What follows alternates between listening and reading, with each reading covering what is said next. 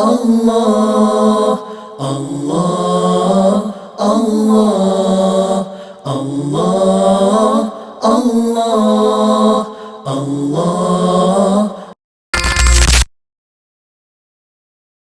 بسم اللہ الرحمن الرحیم ولن ترضى عنك اليهود ولا النصارى حتى تتبع ملتهم قل إن هدى الله هو الهدى ولئن اتبعت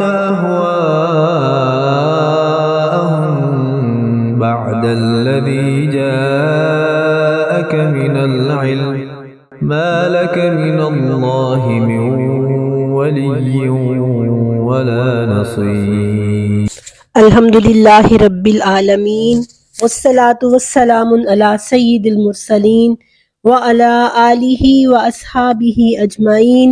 اما بعد، رب اشرح لی صدری ویسر لی امری واحلل عقدۃ من لسانی یفقہوا قولی.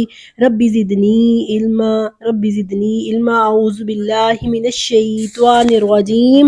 بسم اللہ الرحمن الرحیم. وَلَن تَرْضَىٰ عَنكَ الْيَهُودُ وَلَا النَّصَارَىٰ حَتَّىٰ تَتَّبِعَ مِلَّتَهُمْ قُلْ إِنَّ هُدَى اللَّهِ هُوَ الْهُدَىٰ وَلَئِنِ اتَّبَعْتَ أَهْوَاءَهُمْ بَعْدَ الَّذِي جَاءَكَ مِنَ الْعِلْمِ مَا لَكَ مِنَ اللَّهِ مِن وَلِيٍّ وَلَا نَصِيرٍ. السلام علیکم ورحمۃ اللہ وبرکاتہ. معزز سامعین، آج ہم شروع کر رہے ہیں. آج ہمارا ٹاپک ہے سورۃ بقرہ ورس 120. الحمدللہ ہم نے آج دیکھی ہے آیت نمبر 120. اللہ سے اس دعا کے ساتھ شروع کرتی ہوں کہ وہ اس قرآن کو ہمارے دلوں کے لیے موسم بہار بنا دے. بہت سے لوگ ہیں جن کو اللہ نے قرآن کی سمجھ بوجھ بھی عطا کی ہے، لیکن اس کے باوجود قرآن ان کی زندگیوں میں کوئی تبدیلی نہیں لے کر آتا، دلوں پر کوئی اثر نہیں کرتا. اس کی بہت سی وجوہات ہوتی ہیں، لیکن ہم اللہ سے دعا کرتے ہیں کہ قرآن کا ایک ایک حرف، قرآن کی ایک ایک آیت ہمارے دلوں پر اثر کرنے والی ہو اور ہمارے دلوں کو تبدیل کرنے والی ہو اور ہماری زندگیوں میں ایک تبدیلی کا باعث بنے. آمین. تو دیکھتے ہیں سب سے پہلے آیت کا ترجمہ، پھر آتے ہیں اس کی تفسیر کی طرف، اس کے الفاظ کی طرف اور تفسیر کی طرف. وَلَن تَرْضَىٰ ہرگز نہیں راضی ہوں گے آپ سے، عَنْکَ الْیَہُودُ آپ سے یہودی اور نہ ہی عیسائی، حَتَّىٰ تَتَّبِعَ مِلَّتَهُمْ جب تک آپ ان کی ملت کی، ان کے مذہب کی پیروی کرنی شروع نہیں کر دیں گے.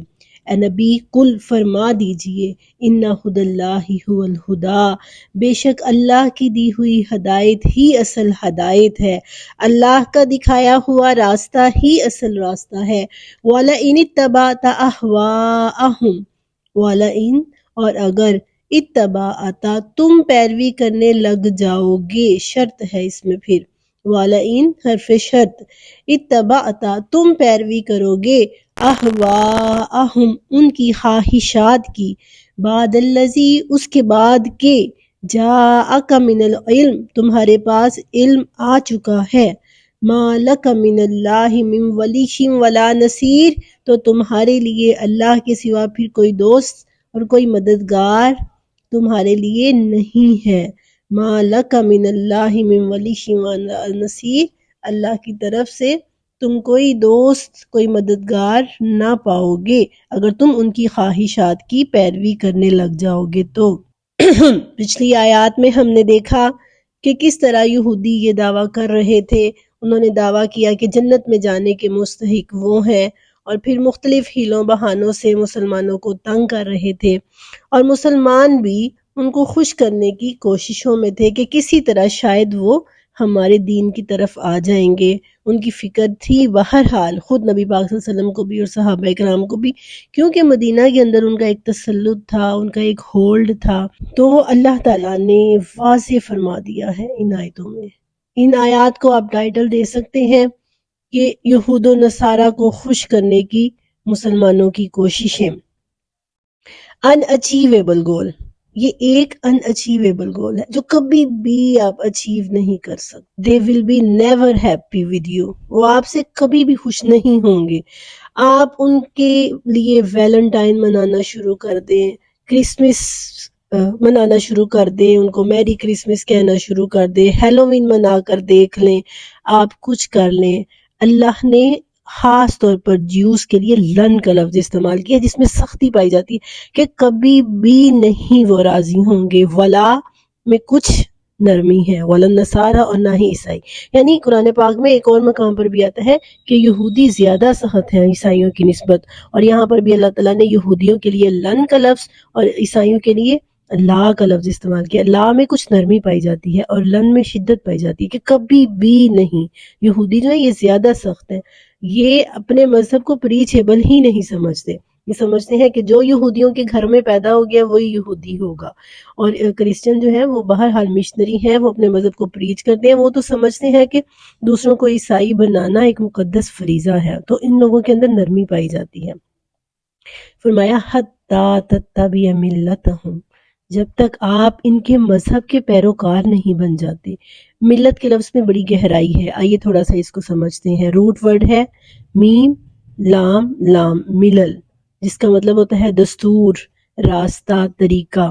ایک چیز ہوتی ہے قوم،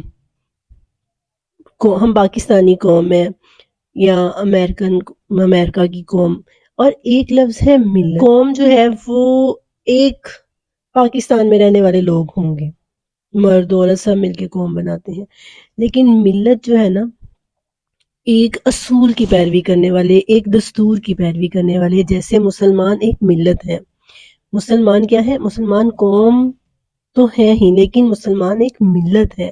جہاں وہ پاکستان میں رہ رہے ہیں، انڈیا میں رہ رہے ہیں، کہیں پر بھی رہ رہے ہیں، انہیں کیا چیز اکٹھی کرتی ہے؟ ایک نصب العین، ایک دستور، ایک سوچ، ایک عقیدہ.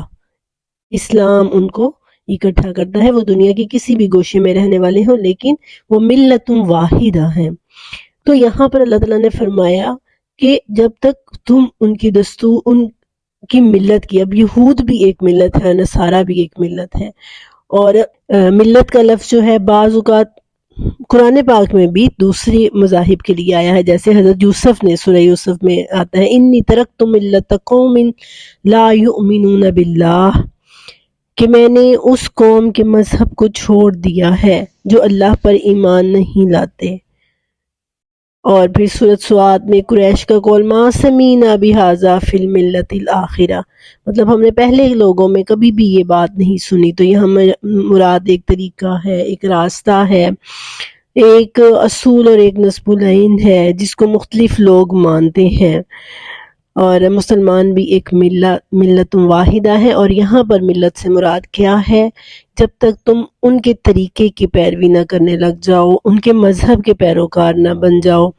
اور اس کے اپوزٹ میں اللہ نے کیا استعمال کیا ہے؟ اللہ نے فرمایا، اس کے برعکس اللہ تعالیٰ نے فرمایا ہے ان ھدی اللہ ھو الھدی، ہدایت راستہ وہ ہے جو اللہ نے دکھایا ہے. یعنی صحیح راستہ، رہنمائی والا راستہ، کامیابی والا راستہ تو وہی ہے جو اللہ نے دکھایا ہے. ہدایت کیا ہے؟ ہدایت سے مراد طریقہ ہے، گائیڈ لائن ہے، رہنمائی ہے. تو فرمایا رہنمائی، اصل یا صحیح گائیڈ لائن تو وہی ہے جو اللہ نے دکھائی ہے. وَلَئِنِ اتَّبَعْتَ أَهْوَاءَهُمْ، اب ہدایت کے برعکس کیا لفظ ہے؟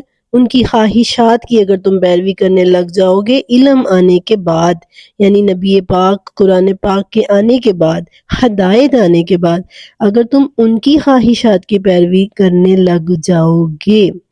اب ہدایت کے برعکس ہوا کا لفظ استعمال کیا ہے. ہوا کا لفظ استعمال ہوا ہے. ہوا کا مطلب اردو میں ہوتا ہے خواہش، اور اس کا لفظی مطلب ہوتا ہے ہوا، اوپر سے نیچے پٹخنا کسی چیز کو. اور خواہشات کے لیے یہ لفظ کیوں استعمال ہوتا ہے؟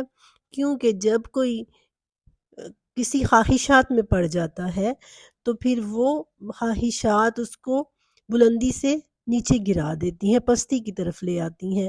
جتنا زیادہ انسان اپنی خواہشات پر کنٹرول کرتا ہے اتنا ہی زیادہ وہ بلندی کی طرف جاتا ہے، لیکن اگر وہ خواہشات کی پیروی کرتا ہے تو وہ اس کو اس کے منصب سے گرا دیتی ہیں۔ اب بہت توجہ طلب بات آپ نے غور کرنا ہے کہ ہدایت کے مقابلے میں کہا ان ھدی اللہ ھو الھدی، اور اس کے برعکس کیا لفظ استعمال کیا کہ اگر تم ان کی خواہشات کی پیروی کرو گے۔ ان کی خواہشات کیا ہیں، اس چیز کو ہم نے ذرا آج دیکھنا ہے۔ ایک طویل عرصے تک یہ یہود و نصارہ مسلمانوں کے ساتھ برسرے پیکار رہے، مسلمانوں کی اور ان کی جنگیں ہوتی رہیں، اور وہ جنگوں کی وجہ کیا تھی؟ نظریہ تھا، مسلمانوں کا نظریہ اور ان کا نظریہ، تتبع ملتہم، یہ ہمیں اپنے مذہب کے پیروکار بنانا چاہتے ہیں۔ اصل میں ہمیشہ سے ان کی کشمکش اسلام کے خلاف رہی ہے۔ نبی پاک صلی اللہ علیہ وسلم نے وہ نہیں کیا جو انہوں نے کیا، انہوں نے دین کو بدل ڈالا، انہوں نے اپنی خواہشات کے مطابق دین کو ڈالا، کتابوں کے اندر تحریفات کی، انبیاء کو قتل کیا۔ یہ سب کچھ محمد مصطفیٰ صلی اللہ علیہ وسلم نے نہیں کیا، وہ ان کے ساتھ نہیں ملے، انہوں نے ان کے مذہب کی پیروی نہیں کی۔ تو اب ایک ٹسل چلی ان کی اور ہماری، نظریے کی ٹسل، نظریے کا تضاد۔ یہ لوگ آپس میں بھی ان کے اختلافات ہوتے ہیں، لیکن الکفر ملت واحدہ، کفر ملت واحدہ کی طرح ہے، آپس میں ان کا حساب فرقوں والا ہے کہ فرقے پھر اکٹھے ہو جاتے ہیں، لیکن اسلام کے خلاف یہ سب ایک ہیں۔